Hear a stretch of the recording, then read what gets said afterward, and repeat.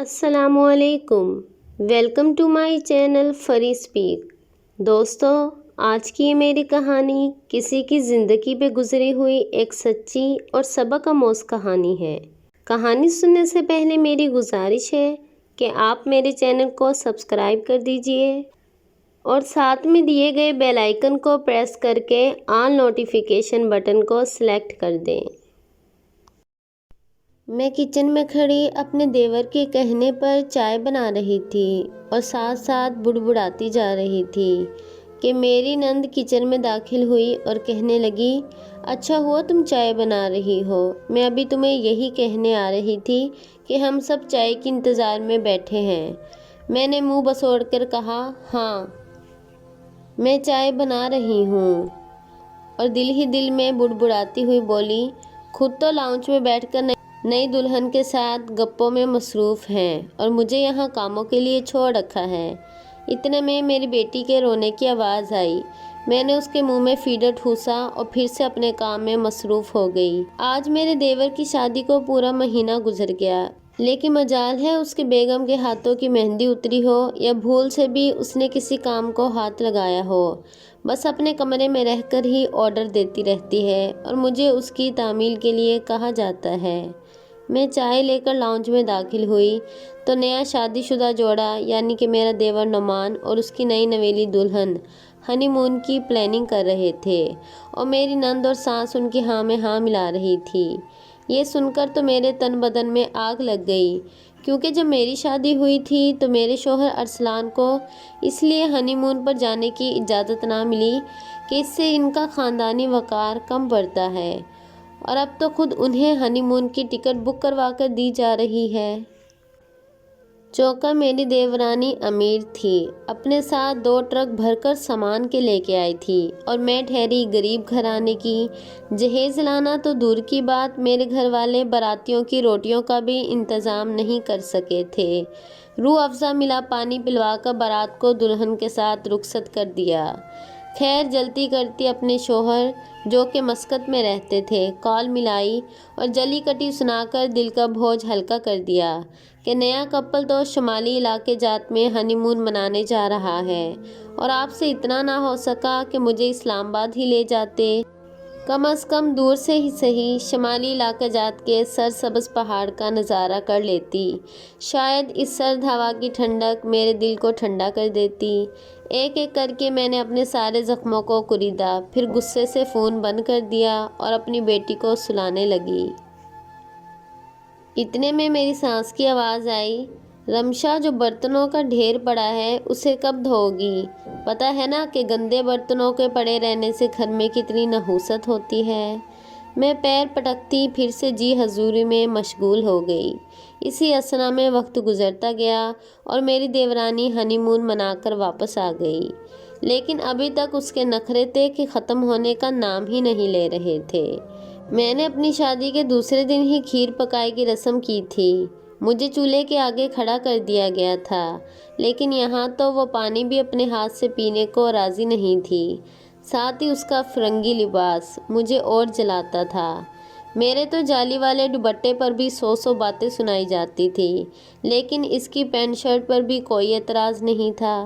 میرے شوہر جو خرچہ بھی اپنے باپ کے اکاؤنٹ میں بھیجتے تھے اسے میری سانس اپنی بیٹی پر خرچ کر دیتی، اور مجھے ایک ایک آنے کے لیے بھی ان کے آگے ہاتھ پھیلانے پڑتے۔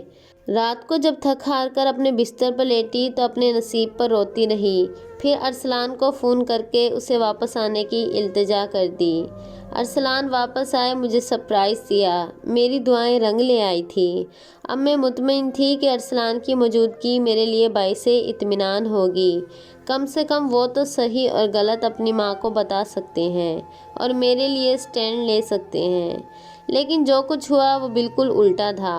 انہوں نے تو میری بجائے میری دیورانی صبا کی سائیڈ لینا شروع کر دی۔ وہ کھڑے کھڑے مجھے سب کے سامنے بے عزت کر دیتے اور میں گھنٹوں اپنے کمرے میں روتی رہتی۔ اس سے میری سانس خوش ہوتی کہ میں ان کے بیٹے کے فل کنٹرول میں ہوں۔ لیکن دوسری طرف صبا نے جو سب کو اپنے آگے لگایا ہوا تھا وہ کسی کو دکھائی نہیں دیتا تھا۔ اوپر سے کچھ ہی دنوں میں اس کی حمل کی خبر نے تو اسے 7ویں آسمان پر چڑھا دیا تھا۔ سانس نے تو اسے ہاتھ کا چھلا بنا لیا اور اب تو اس کے لیے زمین پر پاؤں رکھنا بھی گویا حرام تھا۔ میں رات دن ساری گھر کی خدمتوں میں گھلتی چلی جا رہی تھی۔ مجھے اتنا ٹائم نہیں ملتا تھا کہ میں اپنی اکلوتی اور معصوم بچی کے ساتھ 2 گھڑی کھیلوں تاکہ اسے بھی ممتا کا احساس ہو۔ ارسلان 3 ماہ کی چھٹی گزار کر مسقط واپس چلے گئے۔ ان کا آنا نہ آنا ایک برابر تھا، اس لیے میں نے ان سے گلہ کرنا چھوڑ ہی دیا اور صبر کا دامن تھامے رکھا۔ لیکن مجھے کیا معلوم تھا کہ اس سے بڑے امتحان نے تو ابھی آنا ہے۔ اچھا، جیسے جیسے صبا کی ڈیلیوری کے دن قریب آ رہے تھے، مجھ پر ذمہ داریوں کا بوجھ بڑھتا جا رہا تھا۔ وہ اب نوابزادی سارے دن اے سی والے کمرے میں پڑی رہتی اور مجھے سخت گرمیوں میں چولہے کے آگے کھڑا رہنا پڑتا۔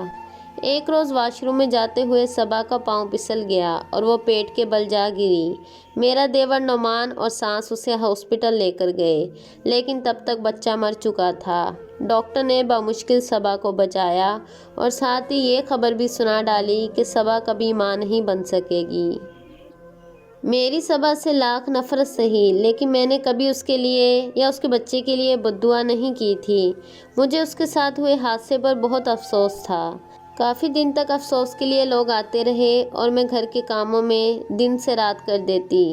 صبا کی طبیعت کچھ ٹھیک ہوئی تو اس کی ماں اسے اپنے ساتھ لے کر اپنے گھر چلی گئی۔ زندگی ایک بار پھر سے معمول پر آ گئی، لیکن کچھ دنوں سے میں محسوس کرنے لگی کہ میرا دیور بہانے بہانے سے میرے کمرے میں آ جاتا ہے، کبھی چائے بنانے کا کہتا، کبھی کھانا گرم کرنے کا۔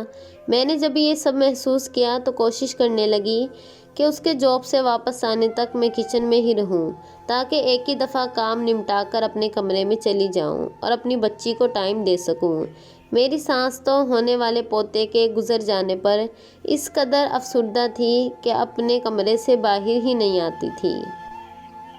میری شادی کے وقت جس طرح سے انہوں نے اپنے بیٹوں اور اپنے گھر پر اپنا ہولڈ بنایا تھا، اب وہ ختم ہوتا جا رہا تھا، اس لیے مجھے ہی نعمان کے سارے کام کرنے پڑتے۔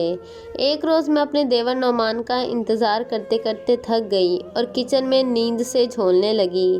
میں پاس پڑی کرسی پر بیٹھ گئی اور مجھے اندازہ ہی نہیں ہوا کہ کب میں تھکن کے مارے گہری نیند میں چلی گئی۔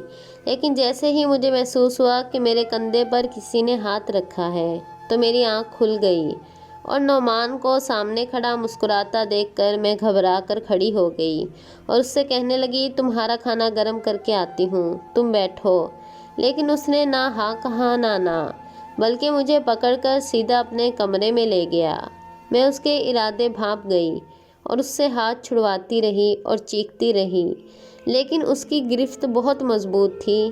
میرے چلانے کا کوئی خاص فائدہ نہ ہوا، کیونکہ اس نے جو کرنا تھا وہ کر چکا تھا۔ وہ اپنی بھابھی کی ہی عزت کو تار تار کر کے جا چکا تھا۔ ہمارے رشتے میں جو احترام تھا وہ اسے ختم کر کے شیطانی عمل کر چکا تھا۔ لیکن ابھی وہ اسی حالت میں تھا کہ میری سانس کمرے میں داخل ہو گئی۔ میں نے انہیں دیکھا تو زور زور سے رونا شروع کر دیا اور بھاگ کر ان کے گلے جا لگی۔ لیکن نعمان نے سارا الزام میرے اوپر ہی ڈال دیا کہ یہ میرے کمرے میں زبردستی گھس آئی اور مجھے اس کام پر ورگلانے لگی۔ کھڑے کھڑے اس نے مجھ پر الزامات کی بوچھار کر ڈالی اور مجھے بدکردار ثابت کر کر خود پارسا بن گیا۔ ظاہر ہے ماں نے تو بیٹے کی ہی سائڈ لینی تھی، اس لیے اس نے بھی مجھے لان تان شروع کر دیا اور مجھے مارتی پیٹتی میرے کمرے میں لے گئی اور مجھے دھمکانے لگی کہ ابھی ارسلان کو یہ سب بتا کر مجھے اس رشتے سے آزاد کر کر میرے ماں باپ کے گھر بھیج دے گی۔ اس سے پہلے وہ ارسلان کو فون کرتی، میں نے خود اسے فون کیا اور اس کے بھائی اور ماں کی باتوں کی خبر دے دی۔ وہ یہ سن کر سر پکڑ کر بیٹھ گیا۔